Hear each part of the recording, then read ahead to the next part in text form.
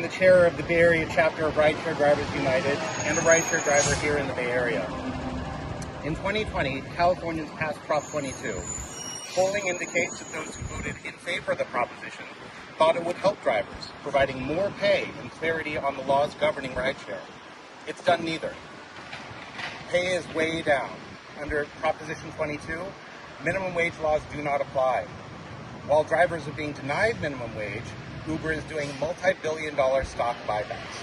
At the same time, the parts of Prop 22 that are supposed to ensure fair standards for deactivation are ignored. Uber has not provided an appeals process for terminated drivers. In my role as Bay Area chapter chair of Rideshare Drivers United, I talk to many Uber drivers every week. Many of these drivers have been unfairly deactivated. Drivers are being deactivated left and right with no explanation and no recourse whatsoever. It is shocking how common it is for an experienced driver with a high star rating and a history of tens of thousands of rides to be deactivated without any real explanation. If you can remember a great driver that you had, say maybe 5 years ago, there's a good chance that she's been deactivated.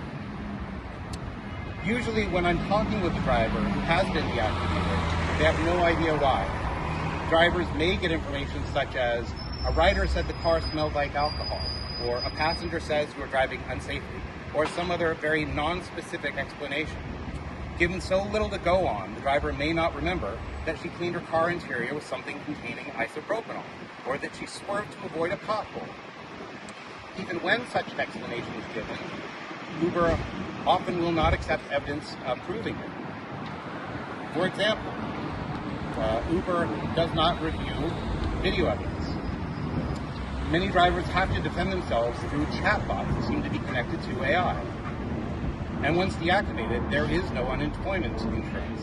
This leads to poverty and desperation. So we find ourselves in a contradictory situation. Uber takes advantage of some of the parts of Prop 22, while it ignores others. Today, Rideshare Drivers United is saying Uber can't have it both ways. Uber has had 6 years of hiding behind Prop 22 on issues favorable to it and ignored the law when it seemed inconvenient. A law only some of the time is no law at all. Hi, sorry, my name is Devin Straker. I've been a rideshare driver for 8 years. Actually, I've been deactivated from Uber the week before Christmas in 2024. The process actually has been very much of a headache. Even just me trying to scramble another way to make money, so I won't go homeless, or let alone accomplish my dreams. The whole process with Uber is it's been automated. Even just getting to customer service, it's been a hassle. You got to prompt the chat just to get we spent 10 minutes, 10, 15 minutes trying to get a human representative. And even then, it seems like it's a copy and paste response. No matter what I said, when I'm going in person, it just seems like they had already made a decision even prior to my appeal. All right. Questions? So this would go into effect statewide, correct, for all of California if you all to be successful in this litigation? Right. We're seeking a declaratory judgment statewide that Uber has not complied with Prop 22 and that Uber cannot use Prop 22 as a defense to independent contract and misclassification claims.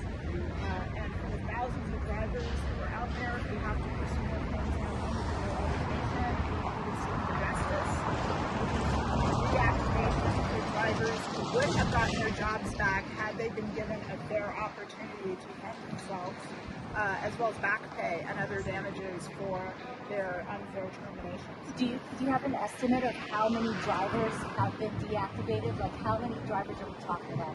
I know it's been thousands. We've had many contact us. So this is a very widespread problem. You mean representing? Yes.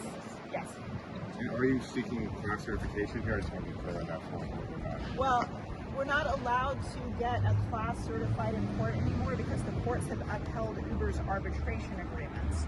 So drivers who want to pursue their rights have to do it through individual arbitration, unless they've opted out of every version of Uber's arbitration clause, which I don't think there are any drivers left who've done that. There may be a few out there who have, but not too many.